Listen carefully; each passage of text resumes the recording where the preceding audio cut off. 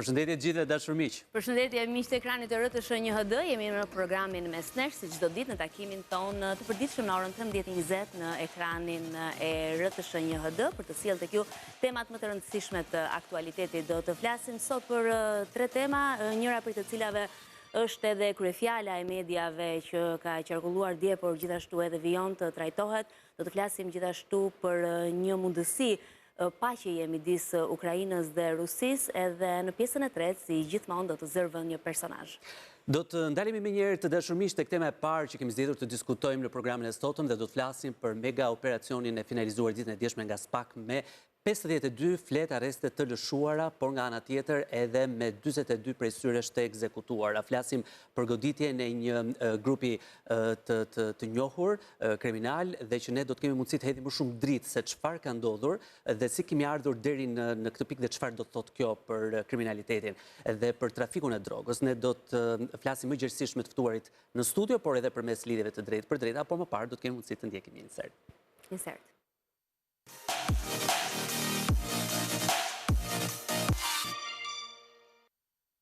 Shtat grupe kriminale me shtrirje gjeografike në qytetet kryesore të Shqipërisë janë goditur nga SPAK në kuadër të mega operacionit të nisur prej orëve të para të mëngjesit të 17 majit. Nga operacioni u lëshuan 52 masa sigurie, nga të cilat 29 nga GKKO për antar të grupeve kriminale që vepronin në Shqipëri. Në total janë proceduar 40 shtetas shqiptar dhe 12 shtetas italian, të përfshirë në 3 grupe të organizuara kriminale, njëra me bazë në Durrës dhe 2 të tjera në rajonin e Puljas, Itali.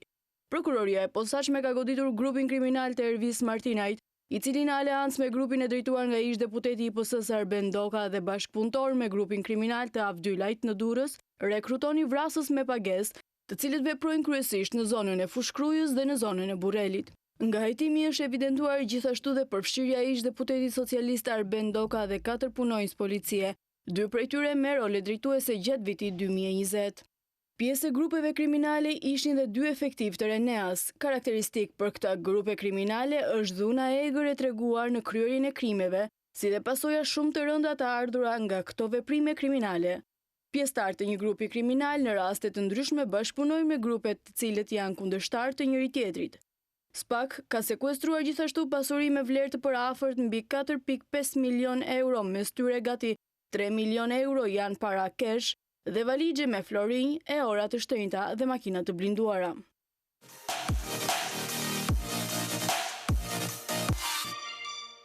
Një ngjarje e rëndësishme, një operacion i rëndësishëm, të cilin do të analizojmë në studio me të ftuarit që janë të pranishëm, por gjithashtu edhe ata që do të na bashkohen në lidhje Skype. Kam kënaqësinë që të kem të ftuar Aida Topallin, gazetare, kënaqësi që je sot me ne. Faleminderit që vjen. Aida, faleminderit. Kënaqësi të jem me jush. Kënaqësi dhe ish prokurorin Ervin Karanxha. Mirë se vjen, është kënaqësi që jeni me ne sot. Përshëndetje, mirë se erdhët. Përshëndetje. Dhe më njëherë do të na bashkohet gjithashtu edhe avokati Leonard Karaj, të cilin e presim ta kemi në një lidhje të drejtë për drejtë. Përshëndetje, mirë se vini avokat, kënaqësi që jeni me ne sot. Përshëndetje.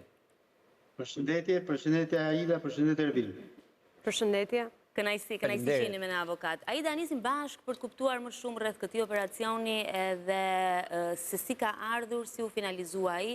A ishit më parë në dieni që një mega operacion do të ndodhte, apo u informuat, le të themi, edhe gazetarët dje ishte një surprizë edhe për ju? Shiko, kur vjen puna një herë të flasim nëse e dinim apo jo, patjetër që kjo është shumë konfidenciale. Sigurisht që të dhëna që do të ketë një ndërhyrje në pas mesnatës të martës, patjetër që kishim, por jo se për çfarë bëj fjalë, sepse duhet theksuar që ishte një mega operacion i mbajtur në fshehtësi totale, sidomos për nga rëndësia dhe për personazhet që pritej të goditeshin. Bëhet fjalë për një nga grupet kriminale më të fuqishme, siç u konsiderua edhe nga vetë kreu i SPAK ditën e djeshme, një grup i cili e ka stelin e vetë në qytetin e Durrësit, por me lidhje të forta në trafikun ndërkombëtar të lëndëve narkotike, si me shtetin italian, ashtu edhe me Hollandën, Gjermaninë apo Belgjikën, por edhe me Turqinë dhe vendet e Amerikës Latine. Është pikërisht kjo linja që këta të fundit bënin edhe shpërndarjen e drograve të forta, të kokainës dhe të heroinës.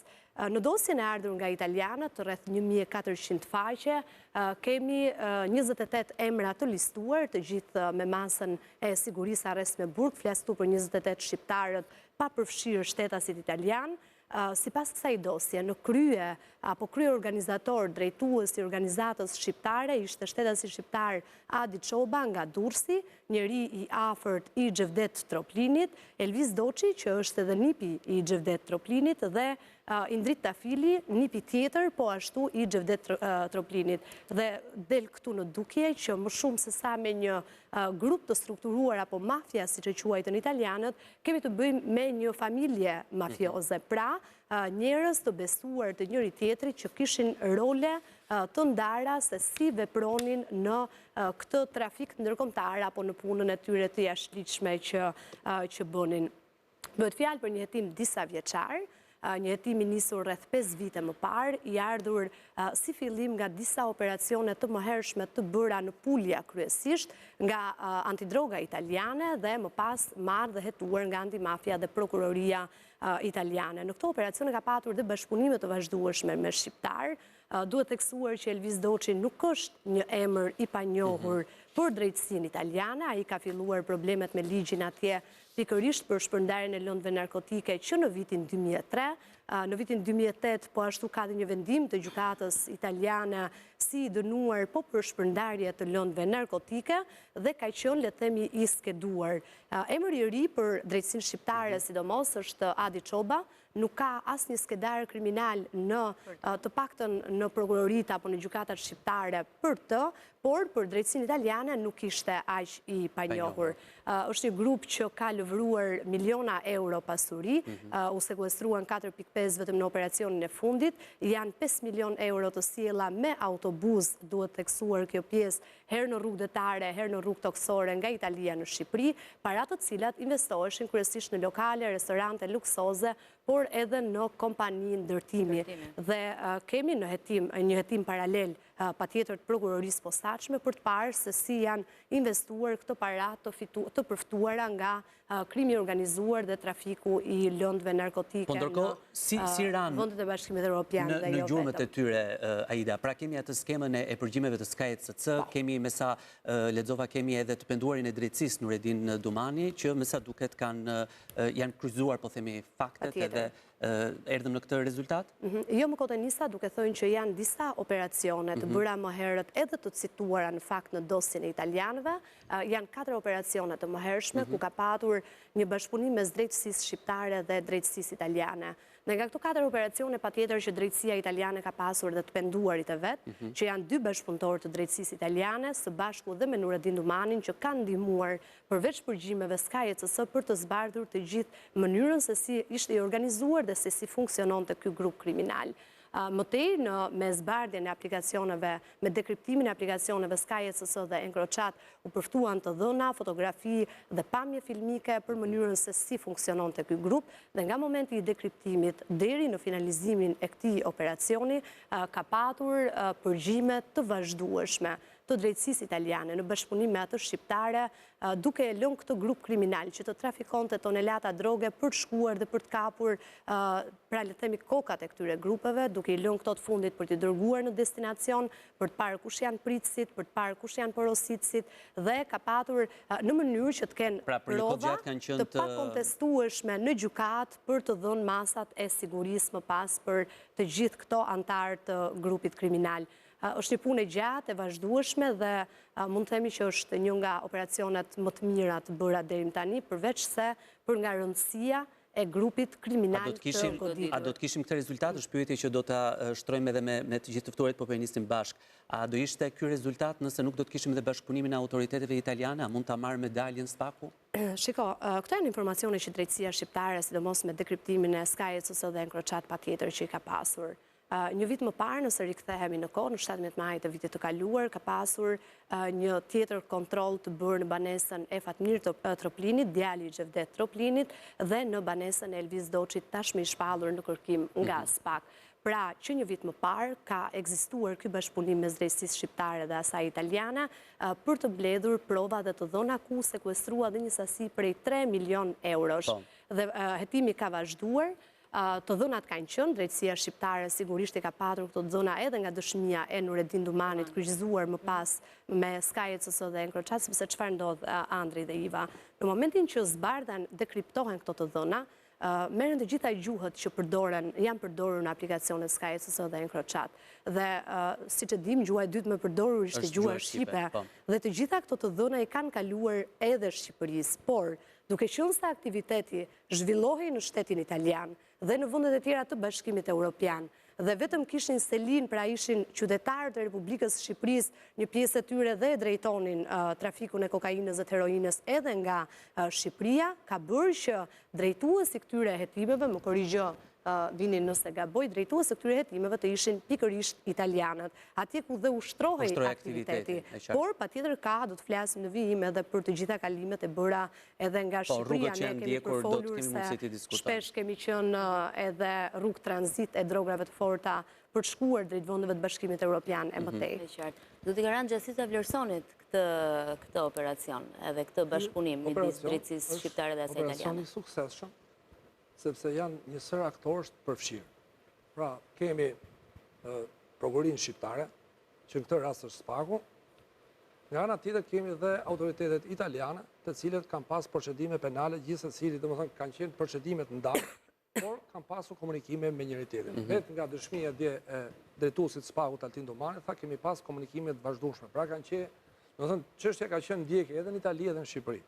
Sepse po të mos kishe qenë, domethënë se këtu nuk mund ndaj rolin për shkakun që ka drejtuar ky, ka drejtuar ai. Sikur një hallkë e zinxhirit mos funksiononte, sikur informacioni nga Shqipëria mos shkonte, për shembull, niset droga nga po e marrim hipotetike, niset droga dhe po të mos kishte dhëna nga Shqipëria, foto ose ndjekje nga Shqipëria, atje nuk ishte ose edhe dhe arrestimi personave. Nuk ka pasur dhe vetë prokurori antimafjas italiane, tha nuk ka pasur asnjë dekonspirim nga policia shqiptare. Pra kemi të bëjmë me një bashkëpunim perfekt. Që ka shkuar perfekt në këtë rast. Që ka shkuar mirë, dhe edhe policia e shtetit, domethënë është herët e pakta, se zakonisht gjithmonë hidhej faj kush i njofton e kush nuk i njofton. Dhe policia e shtetit ka marrë notën maksimale në kuptimin që dhe zbatimi i masave nuk ka pas asnjë rrjedhje informacioni. Ndërkohë që janë ndjekur për një kohë gjatë, ka patur një hetim proaktiv i bie. Por edhe po të vesh në djeni, sikur një orë para ti i thu personit që është atje, thotë ikse të kapën. Pra nuk ka pasur. Pra policia e shtetit nuk ka qenë në djeni se kush janë personat e skeduar dhe që ka urdhër arreste për këta të fundit. Pra ka qenë në djeni dhe në vëzhgim që ka një operacion në qytetet të caktuara, siç ishte janë në djenin policinë e shtetit, sepse duhet tjetë, sepse SPAK-u nuk mund të hyj vetëm pa ndihmën e policisë shtetit. Pra shkote SPAK-u nuk i kapte dot vetë, apo ja, shkote vetë. Prandaj edhe policia, drejtuesit e policisë shtetit, dhe të vetë Renea Lvize vetë me firmën e drejtorit përgjithshëm policisë. Pra janë gjithë disa kryesorët e kanë pas djenin se ku përshkohet. Sepse duke qenë se ndoshta vetëm qytetet edhe zonat dhe jo apo merren me mend nivelit drejtorisë policisë, ndoshta nuk e kanë pas, po drejtuesit kryesorë të policisë shtetit e kanë ditë. Ndoshta edhe prej kësaj nuk ka patur rrjedhje mbas këtij informacioni. Ka pasur rrjedhje, ky ka qenë dhe është diçka pozitive, domethënë. Tani me pak fjalë që ta thjeshtojmë çështjen. Në rastin konkret bëhet fjalë për një grup strukturuar kriminal, i cili merret me trafikun ndërkombëtar drogës, pa çote kryesisht do pjesa më e madhe është droga që çohen nëpër Evropë, pra do të shumë pak për treg të brendshëm të Shqipërisë, dhe parat e investimit vinin në Shqipëri. Pra kemi prokurori italian e tha qartë që kemi ndjekur parat. Pra ne kemi këto para vinë nga Evropa, vinë në Shqipëri.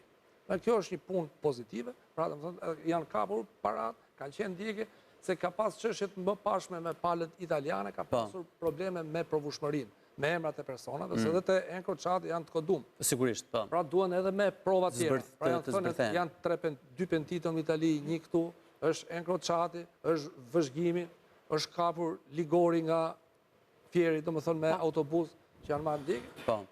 Pra kjo është një punë, domethënë është arritje. Është arritje. Mund ta themi arritje. Sikur të bëheshe kjo punë dhe për sepse këtu jemi me krimin e organizuar, sepse SPAK-u është dhe për korrupsionin. Pra dhe sikur dhe paratë e korrupsionit ti ndiqnim këtë formë do ishte mirë. Siç ndjekin italianët lekët e tyre dhe ne lekët e popullit shqiptar. Po ti ndiqin ku kanë shkuar me korrupsion do ishte shumë mirë. Do ishte shumë më mirë. Pra domethënë e inkurajojmë që të ecim më parë dhe me korupcion. Në këtë mënyrë. Ndërkohë, marim edhe një qasje të parë, më pas zhvillojmë me pyetjet të tjera. Pyesim avokatin zotin Karaj që e kemi në lidhje të drejt për drejt. Avokat, ju si e keni parë këtë operacion dhe ajo që më bën përshtypje, si që ndodhë rëndom, kemi Aida dhe zyrtar, apo jo? Po, një grup kriminal nuk mund të funksionojë nëse nuk kanë përfshirje të për të kuptuar që edhe në këtë rast pa zyrtar nuk ka funksionuar ky grup kriminal. Si e keni parë këtë operacion, avokat? Tanin, mediatikisht është një operacion një arrije, le të themi. Si ta e kuptoj? E zauroi dhe Aida dhe Ervini aty paka shumë këtë çështje, domethënë që, okej, ka nota pozitiviste në raport me bashkëpunimin që ka pas SPAK-u me prokurorinë e Barit.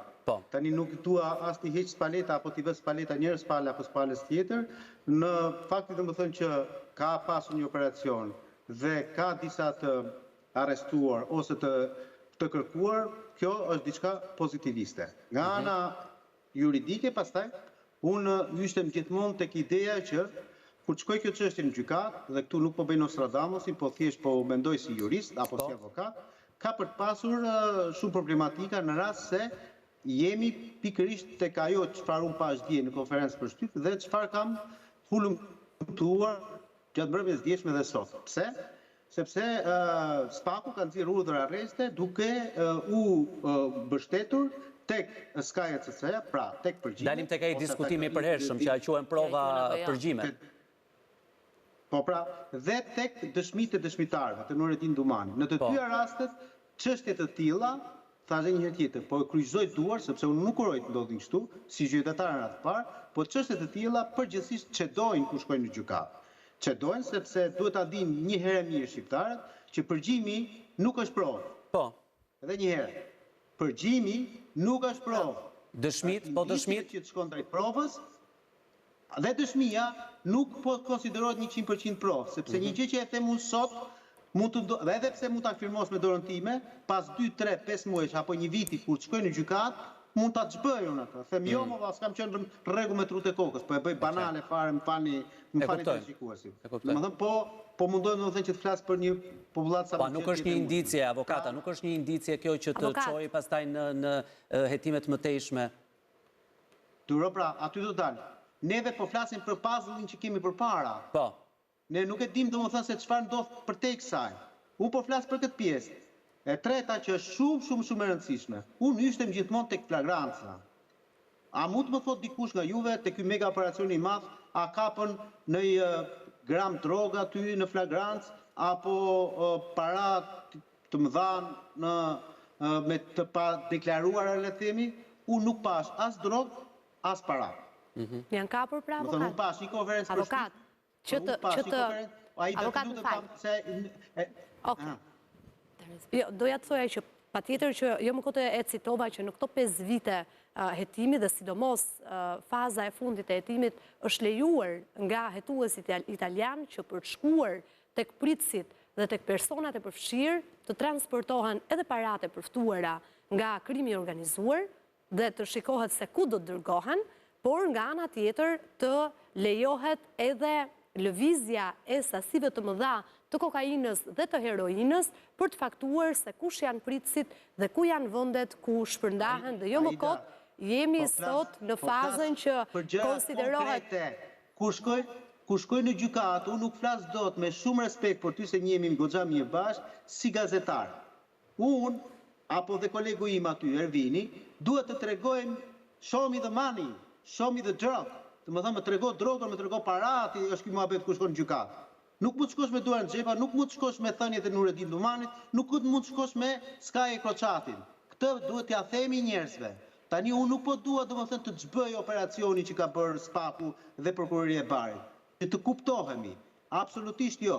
Po unë po mundohem domethënë që kur ti si thajta do të ndosh një gardacel, po bëja themelet 6 metra në tokë o zotëri, se sot do të bie kjo.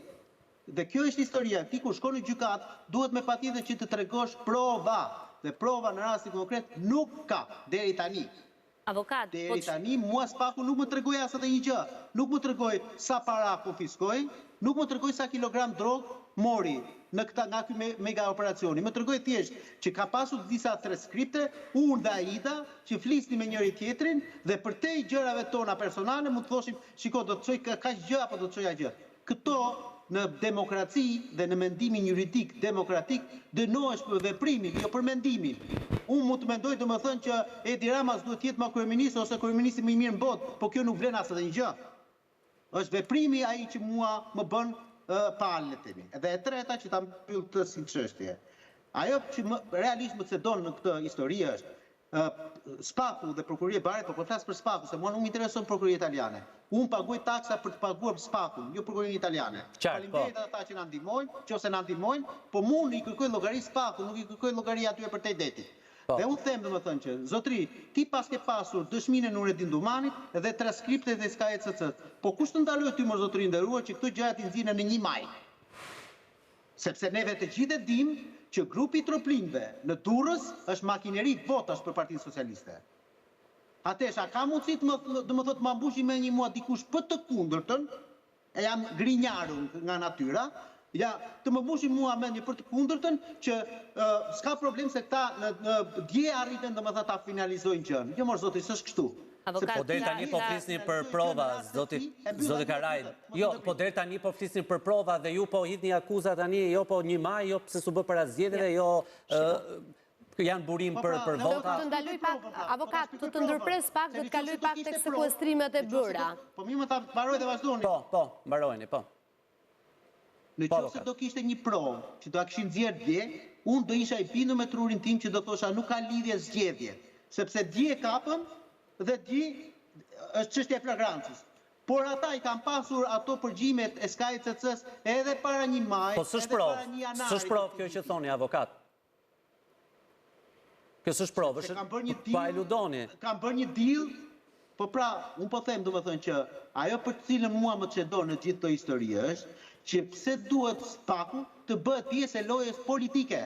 Mua nuk më intereson a ka pas zgjedhje në 11 maj apo jo. Avokate, sqaroi zoti Dumani dje në pyetjen që ju bë, më fal të ndërpres, sepse procedurat ju njihni më mirë se sa unë. Jo, diskutim kemi, diskutim lutem. Drejtuesi Spak zoti Dumani u pyet dje në fakt nga kolegët e mi që ishin prezent në konferencën e përbashkët me antimafian italiane, se përse nuk u bën këto ekzekutime urdhër arrestesh përpara zgjedhjes, sepse për hir të së vërtetës dosja e ardhur nga e përfunduar e prokurorisë e përfunduar nga italianët mban datën 1 korrik të vitit 2025. Mirë po, nuk e di ndoshta edhe avokati edhe Lini mund 2025 ndjes. 2024. Pra 1 korrik 2025. Përpara 25 kemi arritur. Jemi në 2025-ën. Po pra, 1 korrik 2025 ka ardhur dosja nga italianët, janë përfunduar hetimet e italianëve. 2024 pra atëherë jemi në 1 prill. Shkurt, më falni, se u bëra lëmsh. Në një shkurt, Aida duket ka filluar pushimet verore, është në korrik, është mirë, është mirë. Që të jemi të qartë, kërkoj ndjes. Në një shkurt të vitit, nuk e di pse vajta në korrik. Na duhet ky moment për të Aida plazhi. E bëre për show. Aida mezi për pushimet ose nga që një shumë mirë televizionin e bëri që të uli një çik tensionet, po. Në një shkurt të vitit 2025, prokuroria italiane përfundoi hetimet dhe unë do doja që qoftë avokati apo qoftë edhe vini si ish prokuror tashmë si avokat ta shpjegoj dhe procedurën se sa zgjat dhe përse ndoshta mund të jenë shtyr ekzekutimet deri në ditën mëngjesin e ditës së djeshme. Dhe zoti Dumani e shpjegoi shumë qartë dhe thaj që ne nuk jemi ndikuar ndonjëherë nga zgjedhjet, kështu që edhe në këtë rast nuk besoj dhe nuk do doja ta besoja që janë ndikuar nga procese zgjedhore apo procese të tjera. Ta besojmë a priori se e thot Dumani. Pas nuk ka ludojmë a priori. Jo më kot thash që procedurën standarde, se kur i mbyll prokuroria italiane hetimet, kur dërgohen për mas në gjukat dhe më pas kur ekzekutohen, sepse ne kemi kërkesën e prokurorisë, nuk kemi vendimin e gjukatës. Dhe kërkesa e prokurorisë duhet shkoj njëherë në gjukat, të merren masat e sigurisë, të bëhet edhe, ndoshta unë jo më kot e thash, si avokati, po ashtu dhe vini mund të shpjegojnë më mirë procedurën, se përse zgjatë deri në një pikë të saktuar. Dhe zoti Dumani e shpjegoi dhe tha ne kemi koordinuar me kolegët italian për të ardhur deri në momentin e përfundimit dhe të ekzekutimit të këtyre masave të sigurisë. Pastaj patjetër ne kemi dëgjuar edhe akuza, kemi parë dokumentin që Partia Demokratike i dërgoi Departamentit Amerikan të Shtetit, duke cilësuar dhe një nga personazhet e përfshirë në këtë dosje si një i përfshirë në procesin e zgjedhjeve apo të fushatës zgjedhore në qytetin e Durrësit. Këto pastaj janë hetimet të tjera që prokuroria e posaçme mund t'i ketë në dosjet e saj të regjistruara në 39 dosjet dhe mbetet për të parë nëse kanë pasur apo jo ndikim në zgjedhje. Të provuar nuk kemi asgjë. Pastaj, akuza politike nga subjektet apo nga personazhet caktuar patjetër që kemi dëgjuar edhe ka. Patjetër që kemi dëgjuar dhe më herët që grupi i Troplinëve është një nga grupet më të fuqishme që ekziston sot për sot si në tregun shqiptar, ashtu edhe në tregun e jashtëm. Ja ku jemi sot, që kemi edhe një dosje të provuar sipas prokurorisë italiane, për ato e vendos gjykata pastaj, ku e cilëson si një nga grupet më brutale dhe një nga grupet më të zgjuara që operonte në tregun italian dhe jo vetëm. Ndërkohë, do të Karanja për ta shpjeguar pak këtë... Dhe me njërë do vinte pyetja juaj, do të Karanja. Tani dalim të provat, të kërkesa për caktimin e masës sigurimi, se u ngritën dy probleme. E para, qa prova shka pasur për masës sigurimi, dhe e dyta pse u bën këtë kohë. Dhe e treta, etiketimi i shqiptarëve, që janë shumë të rrezikshëm. Ne dalit të provat. Jam dakord me avokatin që kur caktohet një masë sigurimi, duhet kemi prova te çdo dyshimi të arsyeshëm, sepse cënohet liria e personit. Deri tani, domethënë, ne çka kemi gjuhë nga mediat, janë dhënë një listë çmimesh, disa borxhlit që minus ajo, minus tregon borxh, që këtij ke borxh minus kaq plus kaq, që kemi një kapje, një listë, kemi foto. Mendoj që të paktën për këtë fazë ka prova, për dyshim të arsyeshëm e caktuar. Por përfundimi i hetimeve është gjë tjetër. Pra çdo i panderur duhet të ketë provat që ta di, sepse që të thuash për shembull që ky është kryetari një organizate kriminale, duhet paktën të kesh një provë. Kesh që provuar me dëshmimtar që ky jep të urdha, ti do bësh këtë vetim, sepse nuk mund të jetë vetëm Sky ECC, ose nëse këta persona ka bërë gjithë bisedën Sky, sepse ke dy pentito në Itali, ke edhe një këtu në Shqipëri, ke edhe ndjekjen e vazhdueshme, kemi sekuestrimet që janë bërë. Pra, ne do presim njoftimin e përfundimit të hetimeve dhe të shohim provat. Pra, deri në këtë moment, flet arreste që janë lëshuar mjaftojnë këto përgjime dhe dëshmit që kanë ardhur. Deri në këtë moment flasim. Edhe për një avokat që është kam Durrës, një avokat i nderuar me mbiemër Traga, duhet kemi qik me kujdes, sepse avokati për shkak të ligjit të avokatisë ka drejt komunikojë edhe me të panderin, qoftë kur është edhe në kërkim dhe nuk mund quhet bashkëpunëtor. Nuk e implikon dot. Avokati të paktën deri tani cilësohet sikur ka ndikuar tek njerëz të drejtësisë apo të institucioneve të ndryshme për të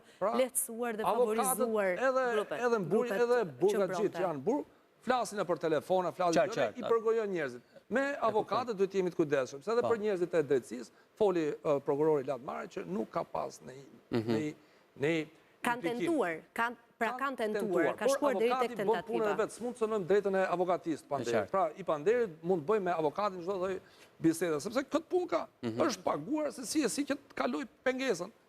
Tani te e treta. Ktu neve duhet na lojmë pak dhe të gjithë shqiptarët, grupe kriminale në Evropë nuk janë vetëm shqiptarë.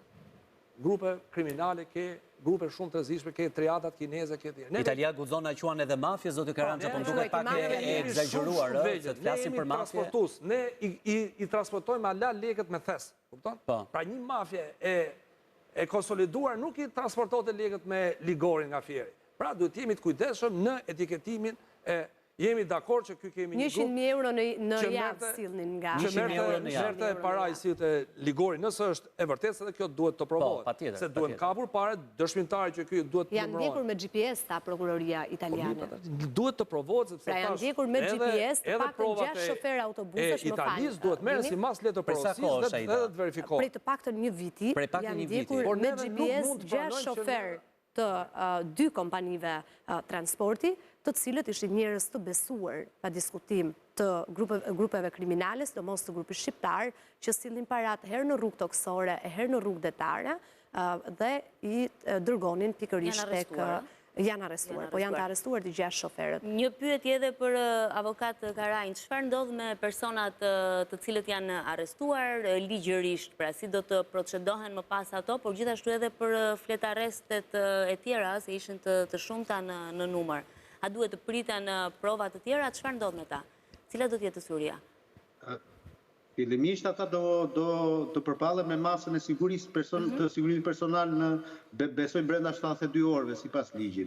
Dhe në qoftë se do ketë, le të themi, prova dhe indicie të forta, normalisht do rrinë në burg, do qëndrojnë në burg për gjithë pjesën e hetimore. Në rast se s'do kenë prova, mund të marrin një masë sigurimi personal shumë herë më të lehtë ose edhe pa masë fare sigurimi personal.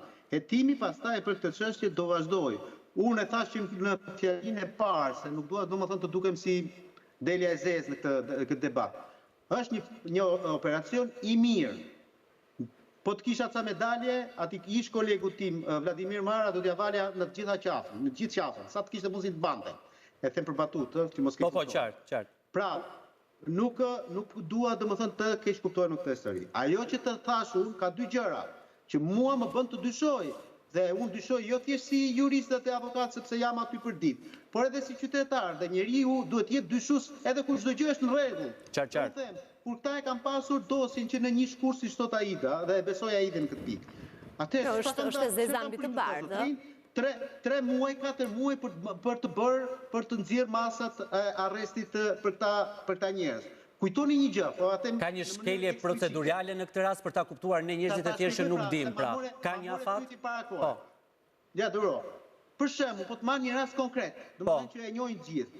Për zotin Erion Verlie, në datën 24 janar, prokurori i çështjes, Olç Dado, ka firmosur shkresën dhe ja ka çuar gjykatës për marrjen e masës sigurimit me arrest me burg.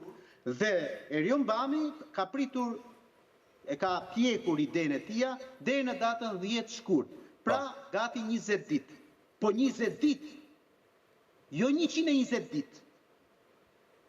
Mirë, ishte një person avokatë. Si është procedura, çfarë parashikon? Hetimi ishte brenda vendit.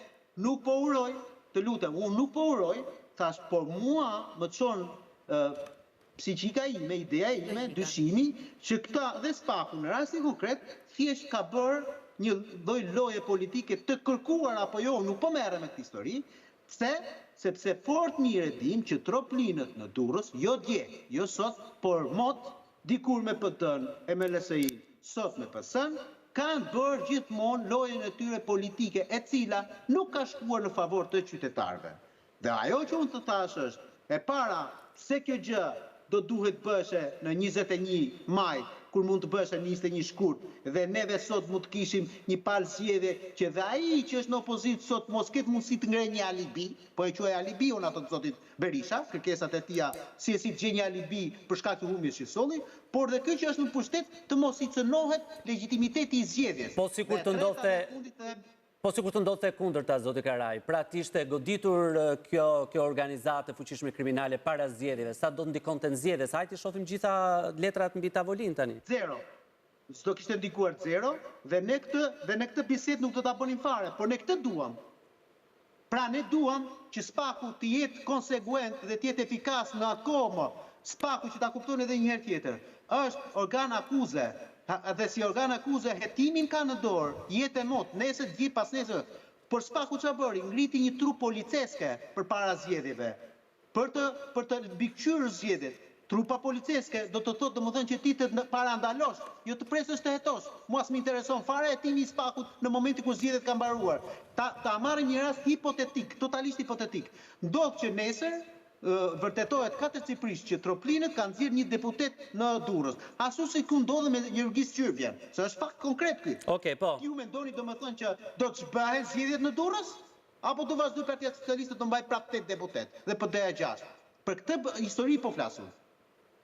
Pra ju tha gjithsesi që nuk do ndryshonte, edhe po t'ishin arrestuar më përpara nuk do kishte fituar gjithsesi mandatet që ka fituar. Për ta kuptuar pak, zoti Karanja, procedurën. Masë sigurimit, kur vendohet? Jo, s'tash atë, Ashtu avokat, thës do kishte ndodhur asgjë. Po s'do kishte ndodhur, pra thatë.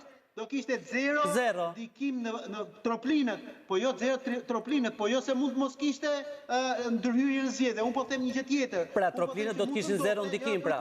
Jo të lutem, atëherë që keq kuptuar unë. Unë po them që në qoftë se bandat nuk do ishin futur në Durrës, sipas mendimit tim, modest, unë besoj domethënë që rezultati në Durrës mund të kishte qenë shumë ndryshe. Okej. Qartë. Po thonit? Lidhim me momentin e caktimit masës sigurimit, këto është pyetja. Pse u bë tash, u bë më parë? Tani në kodin neni 244, kodi i procedurës penale është parasikuar kërkesa për caktimin e masës sigurimit. Ligji thotë që gjykata mbi kërkesën e prokurorit cakton masë sigurimit. Nuk është përcaktuar në jafat, për shkakun që themi që prokurori në atë moment e ka të çmuar të nevojshme, sepse ka dhe ngarkesë tjetër, nuk është vetëm kjo dosje. Sepse neve, domethënë, çdo dosje jemi dakord që ka rëndësinë e vet. Në këtë moment ka të çmuar prokurori që duhet të caktohet masë sigurimi. Tani në lidhje me problemet që kanë ndikuar në zgjedhje, duhet provohet që këta kanë ndikuar në zgjedhje, pra domethënë se kemi akuza politike. Duhet kemi parasysh akuzën politike nga akuza juridike. Nëse ka pas çështje penale që kanë ndikuar, kanë qenë ndjekje, i bie tjetër çështje tjetër, nuk i bie tjetër kjo. Pra, çmurja kjo ja ka dhënë ligji prokurorit. Pra në momentin e caktimit masës sigurimit. Tani pse e bëri më para, pse e bëri më mbrapa, këtë nuk mund t'i... Po këtu s'kemi shkelje, pra... Jo, nuk kemi shkelje. Prokurori ka shumë dosje, sepse ka shumë, janë dhe me 50 panderë, sepse ka ndodhë, për shembull, prokuroria dhe SPAK-u ka bë gabime, ka marrë masa sigurimit për të vdekmit, për shembull, ka pa dosje tjetër. Nëse është faji tyre, po ndoshta i gjendje civile dhe që do arrestohen. Edhe duhet verifikohen, për shembull, mund të kenë vdekur dhe personat. Dhe në kuadër të verifikimit, sepse vinë nga Italia, kanë bërë far filtrimi. Pra do filtrohen këto njerëz, kush janë, ku qëndrohen, ka plane masash, sepse diskutohet për njerëz janë në territoret caktuar që edhe kapja atyre ka plan masash. Por edhe ligjërisht prokurori nuk ka me asnjë vend kërkesën për caktimin e masës sigurimit për vepra penale që janë në dinamik, se kjo është në dinamik. Ndryshon vepra penale me flagrancë. Për shembull, kur kemi flagrancë, u kapëm një sasi lëndë narkotike, bëre një vrasje, neve s'do themi ti vrave një prit vrit edhe i tjetër të kapim të vrasje të tjetër. Pra këtu kemi vepra ndjekje, ka 5 vjet, ka Italia që e ndjek, madje këto vepra sa më shumë të zgjasin, aq më shumë prova gjen, sepse mund t'i vëzhgosh, takohen me njëri tjetër. Pra vetëm ashtu mund të shkosh në shkatrimin, sepse po ta dëgjoj me vëmendje dje prokurorin drejtues të kësaj çështje zotin Mara, tha që ky grup pushoi se ekzistuari sot, pra ditën e djeshme. Dhe deri në mëngjesin e ditës së djeshme, ai grup vazhdonte, pastronte para, vazhdonte trafikun e lëndëve narkotike në të gjitha vendet ku tashmë ishin bërë kryesues, kështu që ditën e djeshme në të gjithë hetimin e bërë, u godit në themele, sepse rëndësishme është të shkosh tek drejtuesit, tek organizatorët, jo tek shpërndarësit, tek kurrierët, apo tek të gjithë elementët përbërës të një grupi. Nëse goditet koka, automatikisht ti ke goditur dhe shkatëruar një grup të tërë. Pjesë e këtij grupi kanë qenë gjithashtu edhe, le të themi, personat të cilët kanë qenë pjesë e institucioneve shtetërore, flas këtu 2 policë, 2 oficer, por a kanë pasur më parë precedent, çfarë dihet për ta, edhe në një farë mënyrë e humbim edhe ne qytetarët besimin tek organet e drejtësisë kur shohim edhe kur dëgjojmë lajme të tilla për aq që janë të infiltruar persona në grupe të tilla kriminale. Shiko, unë më kohë të thash më herët që nuk mund të funksionojë një grup kriminal, një organizatë kriminale, se nuk do quajë e tillë për ndryshe, nëse nuk do të kishte element përbërës të saj, apo të paktën mbështetës të saj, edhe pjesë të policisë së shtetit, të prokurorisë, të gjyqësorit, apo kudo ku ata mendojnë se nëse kanë ndikime nuk do të kenë probleme. Edhe në rastin në fjalë, kishim 2 punonjës, një ish punonjës dhe një punonjës aktual të policisë, ish punonjës i cili ka në ngarkim edhe masat të tjera sigurie si i përfshirë në trafikun e lëndëve narkotike me grupin e Niklës, me grupin e Durim Bamit, bëhet fjalë për Altin Morinën aktualisht i arrestuar në prill të këtij viti, pasi ishte i shpallur në kërkim në kuadër të operacionit revansh. Një ish efektiv i Reneas, pra një prej, le të themi, një prej forcave elit të policisë së shtetit, dhe një tjetër shef që ka patur pozicionin e shefit të seksionit të policisë kufitare në portin e Durrësit, por i papërmendur më parë në dosje të tjera kriminale. Altin Morina ka pasur rol aktiv në grup, pra është pjesë e grupit të strukturuar kriminal, duke dhe kur konsiderohesh pjesë e një grupi kriminal, do të thotë që ti bashkëpunon me këtë grup, qoftë në duke ju dhënë atyre informacione, qoftë duke ju dhënë ndihmë, qoftë duke u bërë pjesë e trafikimit apo lëvizjes së lëndës narkotike apo të parave, ndërkohë që personi tjetër, punonjësi tjetër i policisë mund të ketë ndihmuar apo ka ndihmuar vetëm në episode të caktuara, kur kanë hyrë sasi parash apo edhe sasish lëndës narkotike, kryesisht të heroinës që kanë dalë nga Shqipëria dhe janë tregtuar në vendet e Bashkimit Evropian apo edhe në shtetin italian. A e humbin besimin qytetarët tek policia ka 12.000 punonjës në të gjithë përbërjen e saj dhe nuk është asgjë e re që në mesin e këtyre 12.000 punonjëse të ketë edhe persona të cilët hynë në polici duke shkelur atë betimin që bëjnë në Akademinë e Sigurisë me një qëllim tjetër që është përfitimi i vlerave monetare apo për të përforcuar lidhje që këta të fundit mund të kenë me botën e errët pra me krimin e organizuar. Qëllimi i tyre është dritë shkurtër për të bërë para shpejt dhe më pas qoftë edhe për të përballur me ligjin nuk është problem.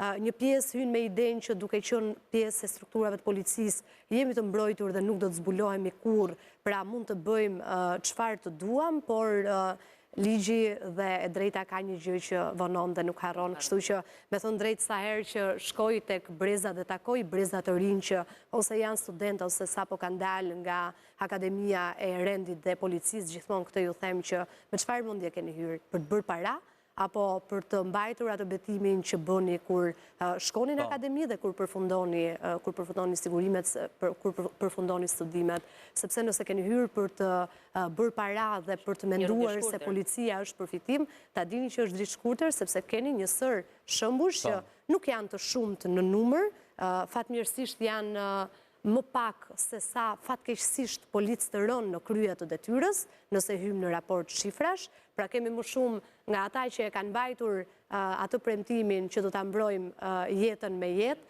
se sa ata të cilët kanë hyrë për të përfituar. Do doja të mos kishte as pak, por mendoj që është e vështirë për të mos pasur kurrë brenda institucioneve, jo vetëm policisë, por të gjitha institucioneve persona të cilët hyjnë me qëllim përfitimin. Megjithatë, zoti Karanja, ju thatë një gjë pak më herët kur thatë se i kanë konsideruar grupet kriminale mafia, por ndërkohë si mund të quhet mafia një grup i cili transporton parat me thas, thatë ju. Megjithatë, nga ana tjetër, kemi parë që kanë qenë të strukturuar, kemi parë që krimi sofistikohet gjithnjë edhe më shumë. Mbaj mend një nga transportet që bëheshin të presuar, të rregjura në lëkurët e kafshëve, pra për transportuar drogën në forma të ndryshme, që as mendja, ku diun, më diabolike nuk mund ta harrokte. S'duhet jemi dhe kaq relativizuese, duhet thënë që është ka ecur përpara shumë. Unë i qëndroj thënës prokurorit Vladimir Mara, që tha i dhafa, kemi të bëmi i grup strukturuar kriminal. Pra se ka një ndryshim, grupi strukturuar kriminal, bande armatosur dhe organizat kriminale. Ne kemi të bëmi një grup strukturuar kriminal. Por në raport me krimin në Evropë, ne jemi shumë të vegjël. Kupton, jemi shumë të vegjël. Dhe ne merremi kryesisht me transportet dhe krimin e organizuar në Evropë, ne jemi shumë të vegjël. Pra edhe me pozicionin e personave, ne jemi në rolin e transportit. Pra nuk kemi koka, po themi, kemi bishti. Sepse ai që është kokë, nuk merret me transport. Koka po të keni pa dhe në për filme, se ne nga ata i kemi nga perëndimi, rrinë vil, nuk merret fare me transportin. Ai është i shkëputur me jetë luksi, pra ai është koka. Neve jemi edhe, shqiptarët, jo vetëm për të çështje, për çdo çështje jemi etiketuar gjithmonë për keq. Organizata kriminale, bandat armatosura ka, si që ka edhe në Itali, për shumë është kapur, këj grup në Itali do janë kapur edhe tjesë, se është kapur vetëm një. Këtu është gjë veçantë që janë dhe shqiptarë. Ky është grupi strukturuar kriminal. Por në kuadër, e thashë të prizëm, në kuadër me krimin e organizuar në Evropë, ne jemi shumë herë më poshtë. Edhe i bëjmë qefin vetës kotë, të themi ndryshe. As me triadat kineze, ke shumë nga lindja edhe në perëndim që janë të trashëguara. Por që janë sofistikuar, tjetër gjë pastaj krahasuar me Italinë. Ne jemi të thesi akoma, jemi grup kriminal, jemi akoma të thesi. Jemi në fazat e para. Do të thonë kjo është ideja. Jemi në krimin e organizuar role ndihmëse. Ndihmësa jemi si vetëm një gjë. Avokat Karajnë, duke qenë se ka dhe angazhimet e tij profesionale, të falenderojmë shumë që ishe me ne në këtë lidhje dhe për të gjitha mendimet që ndave. Të falenderojmë shumë. Faleminderit avokat. Mund të mbar. Faleminderit, ishte kënaqësi, ndërkohë kalojmë në një hapësirë të shkurtër publicitare e rikthehemi sërish.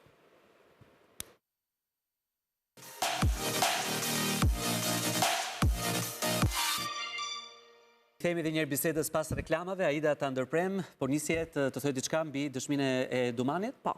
Atëherë ka dy momente kyç. Një moment kyç janë hetimet e italianëve, të cilët nxjerrin si drejtues të grupit kriminal Adi Çobën, dhe një moment tjetër që kemi dëshminë e Nureddin Dumanit, të penduarit të drejtësisë, i cili i përshkruan të gjithë këto personazhe të përfshirë në këtë dosje me detaje, çfarë roli ka secili prej tyre, por nxjerr si drejtues të këtij grupi Xhevdet Troplinin, që është edhe daja, le të themi, i Elvis Doçit dhe i Indrit Tafilit, dy personave të cilët prokuroria italiane i konsideron si kyçët sidomos për pastrimin e parave në territorin e Republikës Shqipërisë. Megjithatë, në të gjitha provat e mbledhura, nuk ka dalë asnjë fakt apo provë, në të gjitha hetimet e bëra nuk ka dalë asnjë fakt apo provë që e vërteton këtë që thot Nureddin Dumani, pra që Xhevdet Troplini është drejtuesi kryesor apo koka e këtij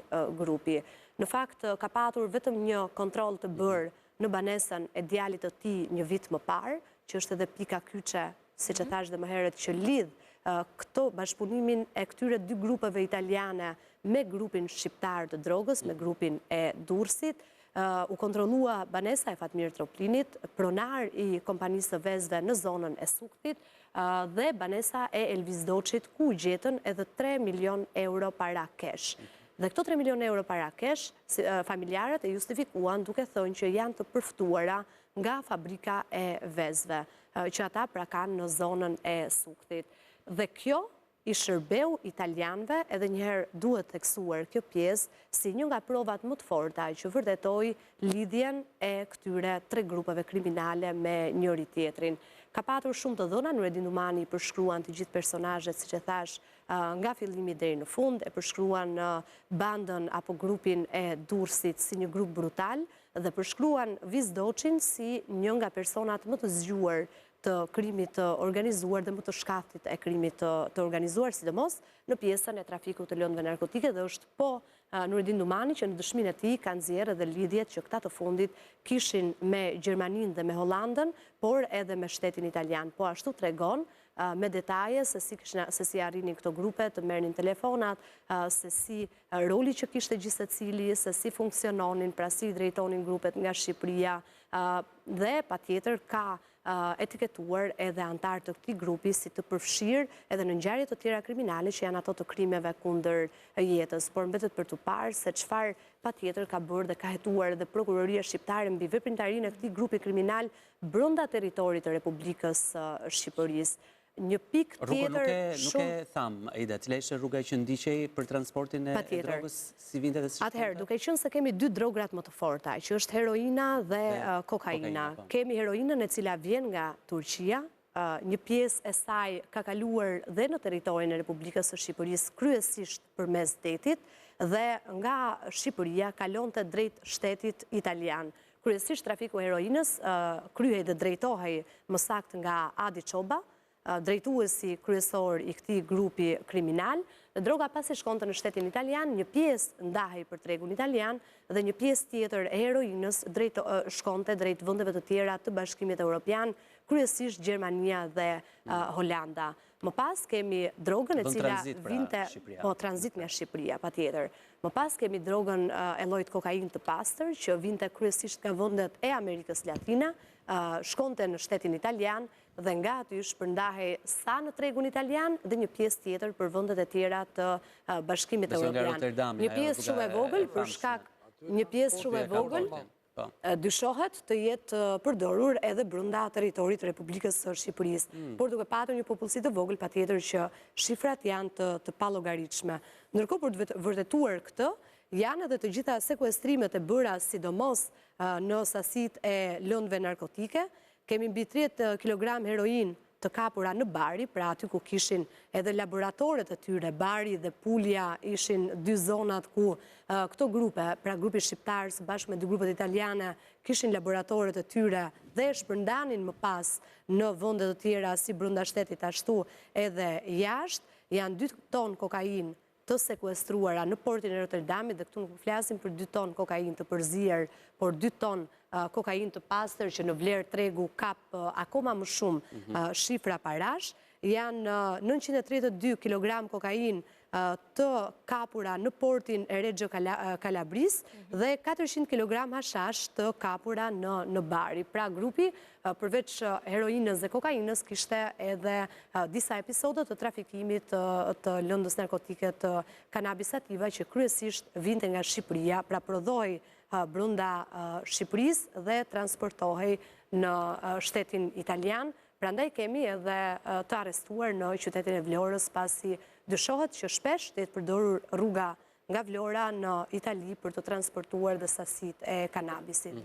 Zoti Karandxha, ndërkohë ajo që më bëri përshtypje ishte sepse këto para ishin investuar në Shqipëri, në firma ndërtimi, në blerje të një numri shumë të madh apartamentesh, para kesh e shumë biznese të mëdha për realitetin shqiptar, lokale, sidomos në Bregdetin e Durrësit të Cuvillave, në mos gaboj, ndërkohë që në Itali ishin investuar për biznese më modeste. A është një tregues ky?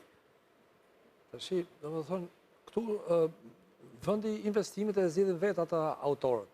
Tani çfarë pasojash kanë në Shqipëri ky? Domethënë që ta diskutojmë pak më thjesht. Pasojat në Shqipëri ardhe e lekut nga jashtë, ky është lek që vjen nga jashtë, shkel konkurencën e pandershme, pra kemi konkurencë të pandershme, sepse domethënë ai që punon me lekët e investitorëve është në pozitë më vështirë. Kjo është pak a shumë domethënë shkelje e konkurencës së pandershme dhe forcimi i krimit të organizuar. Këta kanë menduar të investojnë në për restorante, domethënë kështu edhe ai televizioni në Vlorë nuk më rezulton të jetë televizion, të jetë një kablor. Është rrjet kablor. Domethënë është si tipike më shumë se emri, mund të ketë emrin e madh, sepse televizion, ju e dini, jeni gazetar vetë, ke studio, programe të tjera, nuk është kështu që domethënë mund të jetë një pikë, domethënë. Pra nuk ka informuar, le të themi, publikun dhe nuk ka dezinformuar që të jetë keq përdorur. Nuk di konkretisht në çfarë ndërtimesh mund të marrë. Do t'i citoj unë disa prej tyre. Disa ndërtime, por kjo është domethënë e vetmja pasojë që sjell në shtetin shqiptar. Pra shkelje konkurrencës. Pra futje e parave nga jashtë në mënyrë të padrejtë, sepse një konkurrent që ndërton drejt, pra me lekët e investitorëve, se kur bëhet një pallat keni parasysh.